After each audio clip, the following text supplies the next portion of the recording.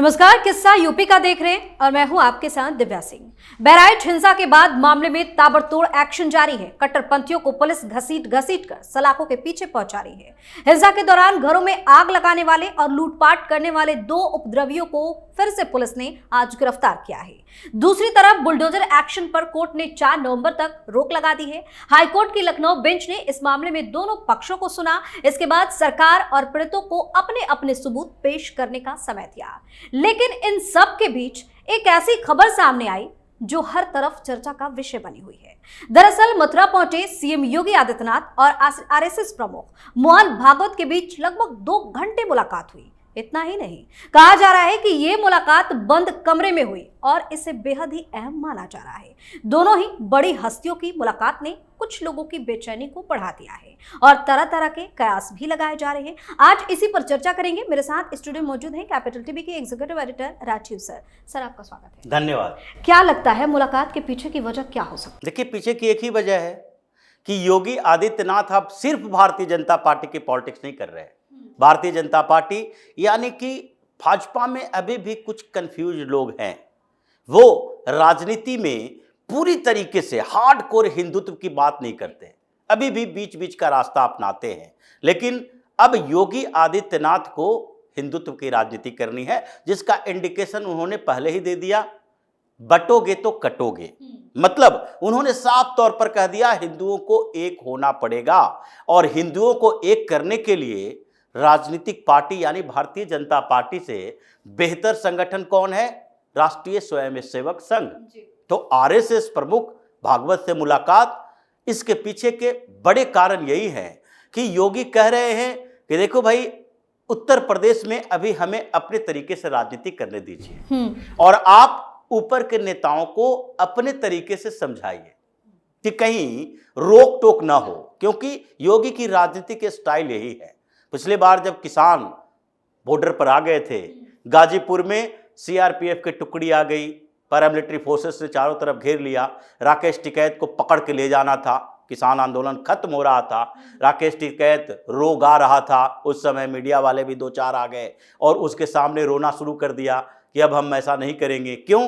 क्योंकि उस समय कुछ खालिस्तानी समर्थकों ने क्या किया था? लाल किले पर हंगामा खड़ा कर दिया था, मार पीट कर दिया, तिरंगे का अपमान किया। तो आंदोलन को खत्म करना था, लेकिन क्या हुआ? अचानक से पूरी स्थिति बदल गई। योगी की सरकार तो ये चाहती थी कि पकड़ के ले जाए। राकेश टिकैत की हिम्मत नहीं है कि वो हमारे सामने वहां पर धरना प्रदर्शन करते हुए तंबू टेंट लगाकर बैठा रहे। लेकिन फिर भी एक इशारा कहीं से तो आया और कहीं से इशारा आया और फिर योगी बैकफुट पर आ गए। अब ये नहीं चाहते कि मुसलमानों के मुद्दे पर भी कुछ इशारा हमें मिले और हमें बैकफुट पर आना पड़े। अभी तक तो छूट मिली हुई है और ये पीएम मोदी ने भी संकेत दे दिया है। पीएम मोदी ने भी कहा पिछले दिनों कि जो जातीय जनगणना की बात होती है, राहुल गांधी या फिर दूसरे जो विपक्ष पार्टी के नेता हैं, विरोधी दल के सारे नेता क्या कह रहे हैं आजकल? कास्ट सेंसस होना चाहिए। कास्ट सेंसस की बात करते हैं, ओबीसी, दलित, पिछड़ा, ये बात करते हैं, लेकिन ओबीसी, दलित, पिछड़ा के साथ अल्पसंख्यक लाते हैं।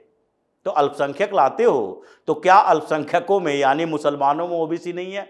हिंदुस्तान में कौन सा धर्म है जिसमें जातियां नहीं है? अगर आप क्रिश्चियनिटी में देखोगे तो 40 जातियां मिलेगी। मुस्लिमों में तो कम से कम 60-70 जातियां हैं अलग अलग स्टेट में। पिछले दिनों जब ममता बनर्जी ने लिस्ट जारी की थी, ओबीसी में शामिल किया, तो उसमें से 31 जातियां मुसलमानों की थी।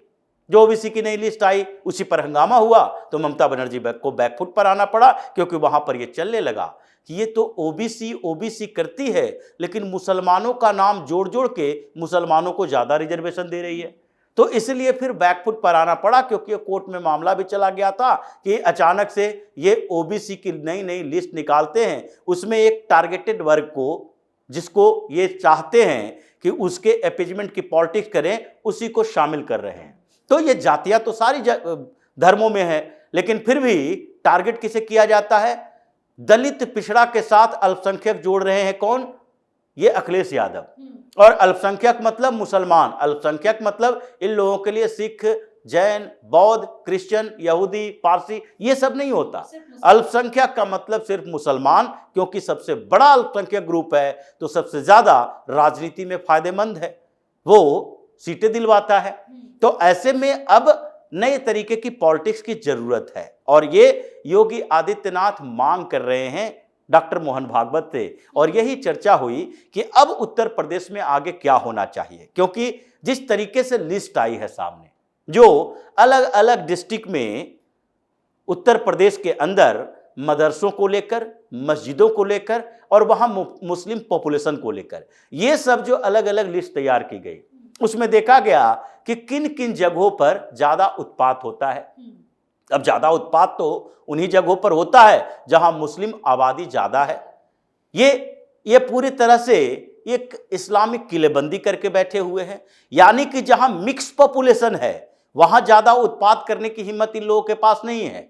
या जैसे कि 25% 20% जनसंख्या मुसलमानों की है किसी डिस्ट्रिक्ट में, तो 25% मुसलमानों की जनसंख्या है तो एक डिस्ट्रिक्ट में अगर उसकी आबादी 20 लाख के आसपास है तो अलग अलग तहसील में, ब्लॉक में, अलग अलग ब्लॉक से लेकर नीचे तक, गांव तक, अगर उसको डिसेंट्रलाइज करे, उसका विकेंद्रीकरण करे, तो उसमें अगर मिक्सअप है जनसंख्या कि 3% इस ब्लॉक में है, 2% उस ब्लॉक में है, 8% उस ब्लॉक में है, तो यह समस्या नहीं होगी। समस्या तब होती है तो कि किसी एक ब्लॉक में ये 30, 35, 40% हो जाते हैं और दूसरे ब्लॉक में 2, 3, 3% होते हैं। यानी कि ये एक दूसरे को अपने साथ लाते हैं, इकट्ठा होते हैं। ज्यादातर मुस्लिम आबादी जो है हिंदुस्तान के अंदर वो लैंड होल्डिंग सोसाइटी नहीं है, कुछ कुछ क्षेत्रों में है जहां पर जमीन जायदाद इनके पास ज्यादा है, लेकिन ज्यादातर लैंड होल्डिंग सोसाइटी में नहीं आते, इनके पास जमीन जायदाद ज्यादा नहीं है। तो ये करते क्या है, ये काम काज करते हैं, ये छोटे मोटे काम काजी आदमी हैं। छोटे मोटे काम काज में क्या होता है, ये टायर पंक्चर की दुकान चला लेंगे, फिर वो एसी, फिल्टर, मैकेनिक, ये छोटे मोटे काम कर लेंगे, आईटीआई वाले काम कर लेंगे, उसके बाद प्लम्बर का काम कर लेंगे। तो ये पूरा का ग्रुप है जो एक दूसरे को सहयोग करता है और पूरे एक क्षेत्र में इन लोगों को संकेंद्रित कर देता है कि अगर अलग अलग रहोगे तो डेमोक्रेसी में डेमोग्राफी का बहुत बड़ा मायने होता है। ये परसेंटेज जो ऊपर से दिखता है वही परसेंटेज वोट में कन्वर्ट नहीं हो सकता। अगर हिंदुस्तान में मुसलमान 18-19% है, मान लेते हैं अभी तत्कालीन अभी जनगणना हो 20% हो जाए, तो 20% होने से क्या मुसलमानों को 20% सीटें मिल जाएगी? ये नहीं मिलेगी। ये ओवैसी जैसे लोग यही मांग करता है कि रिप्रेजेंटेशन जितना परसेंट है लोकसभा में उतना ही रिप्रेजेंटेशन होना चाहिए, वो नहीं मिलेगी। लेकिन ये जिन क्षेत्रों में कंसंट्रेटेड है, जैसे केरल में मुसलमान ज्यादा है तो केरल में मुस्लिम आबादी के हिसाब से सारे सीट डिस्ट्रीब्यूट नहीं हुए, बल्कि वहां पर जिन क्षेत्रों में मुस्लिम आबादी 40-45% है वो गारंटीड हो गया कि वहां पर उसी के प्रत्याशी जीतेंगे। उत्तर प्रदेश में ये 80 लोकसभा कंस्टिट्यूएंसी में हर कंस्टिट्यूएंसी में मुस्लिम बहुत प्रभावशाली नहीं है, लेकिन 30-32 ऐसे कंस्टिट्यूएंसी हैं जहां मुसलमान अलग अलग जगहों पर, यानी कि 14-15 ऐसे हैं जहां पर मुसलमानों की जनसंख्या 35-40% से ज्यादा है, तो वहां पर उनकी जीत की संभावना ज्यादा है। अगर थोड़ा सा हिंदू कंफ्यूज हुआ तो फिर वो जीत जाएंगे, जैसे मुजफ्फरनगर, शामली जैसे जगहों पर है। 2012 के दंगे के बाद जब हिंदू एकत्र हुआ तो 2014 में, 2019 में ये पूरा पश्चिम उत्तर प्रदेश खाली हो गया था।